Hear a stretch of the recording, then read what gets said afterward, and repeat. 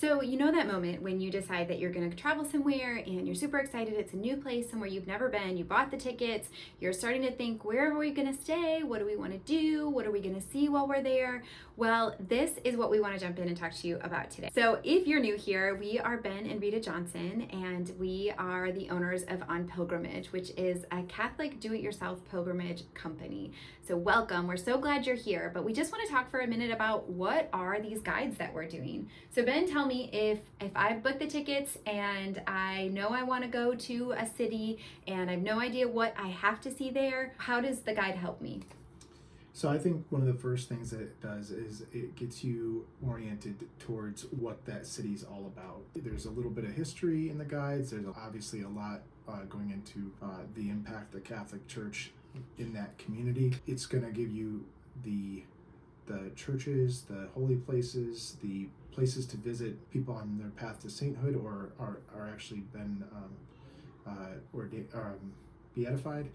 And it will also give you a lot of that tips and tricks kind of things to help you through some of the things about the city that might not come up on a Google search. Right, and also things that, if you're wanting help with an itinerary, putting things together, I know I want to see this and this, how can I combine those things together? The guides also have itineraries. So let's just kind of walk through what a typical guide has and feels like. So initially in the guides, there's going to be churches that you won't want to miss. These are in no particular order in the guides, but they are beautiful historic churches that are or should be high on our to-do list so that we can really get immersed in the history of the Catholic Church and its legacy that it has left in a place. After that, we go into perhaps some, I like to think of them as friends that you could make along your journey, along your pilgrimage, and this is going to be whether they're canonized, beatified, or there's a cause for their canonization. So Ben, give me an example of some things that might be included in those parts of the guide. Yeah, so I'll use the Detroit guide for an example. We were, when we were putting it together, we went and visited the gravesite of Father John Hardin, who is a servant of God. And it's an opportunity for you to prioritize that. Sometimes they're not the most easy to locate, which is that try to help you out with that in the guide. And then gives you an opportunity to build your relationship with that person that's has been identified by the church as having shown exceptional holiness and can be a friend of ours here on our travels on earth. Truly, this is one of my favorite parts about the guide because I feel frustrated to no end when I go somewhere and afterwards I find out, oh my gosh, we were right by somebody's tomb who has been, is now a venerable or has been canonized, and we just missed it. It does feel like this close encounter of a friend that I could have made and I didn't quite, or no, we need to go back. I need to go see that, where they walked and where they lived their life.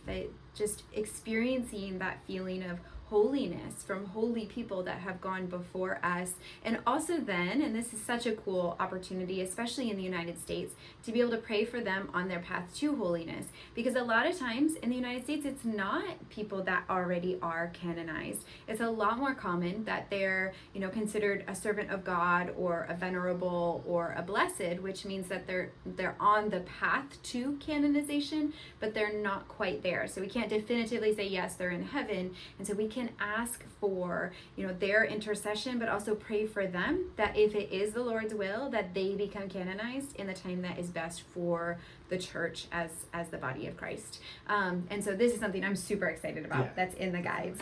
Another thing that is included in them as well is, in addition to the Catholic historical sites, other historical sites.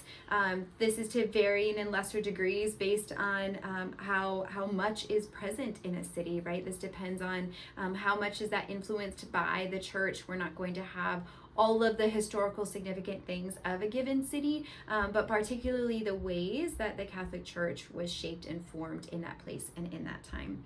And then secular sites.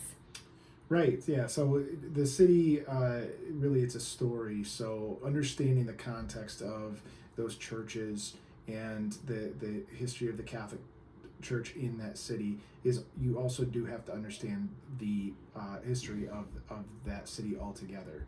I think that, like, for example, Cincinnati is one that we have on our list of guys that will be coming out, and without the context of it being a river city on the Ohio River and the key you know, ways that played into the development of the city and the type of immigration that came there, and the early kind of foundations of it, it really would, when you really wouldn't have a good understanding of the churches that are in that city and why they're there. And I think that's also true for even you know, some of the saints that are involved in those cities. A lot of them have the history of that city or that nearby area really highlights their life and gives you a more full understanding of who they are. Yeah, for sure. That makes me think of when we were in Detroit and putting together the Detroit Guide, we got to encounter Father Richard. And Father Richard is a servant of God at this time. And Father Richard was a priest in the city of Detroit when the city of Detroit burned down in the early 1800s. I think it was 1807, 1806, around then. And he was the one who said, like, it virtually burned down overnight.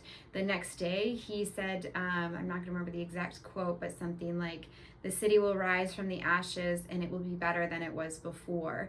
And that is now the saying that is on the statue for the city of Detroit. And so seeing the ways that, like, this modern city that is not considered, you know, a place like, we think of a city like Rome, and we can't separate it from its Catholicity, right? Whereas a lot of these US cities, we feel like, oh, well, Detroit, I just think of, you know, sports teams, and maybe you think of violence and other things, and we have these associations that aren't necessarily the fullness of what that city has to offer. And encountering these people lets us do that in a totally unique and new way. Yeah. And that's why it's something we love so much, why it was really important to us to put that into the guides as well.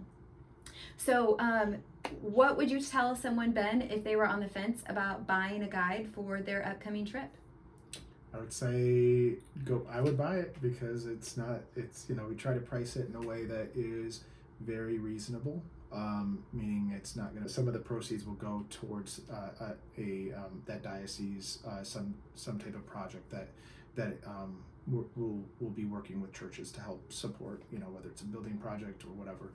And also, it's just one of those things that you're gonna have it, and it's gonna be easy to flip through, and we're gonna make them better and better. So if you buy it now with the first version, then you would also receive any updated versions on that city as well. So that's another reason to buy it, because it's always going to be getting better. Yes, for sure. And if you're traveling with a family, this is something that we hope will shortcut your planning. We know what it's like to travel with a brood of children, and we pack almost all of our food when we travel, or are you know, making food as we go in our hotel or our Airbnb or whatever. And so this is just one less thing that you have to think about, and it can incorporate a lot of richness to your trip, letting it become more of a pilgrimage. So thank you so much for listening. Please, if this is helpful for you at all, or you've used one of our guides and appreciated it, we would love if you would share our On Pilgrimage business with others and help them to enrich their travels and live life on pilgrimage.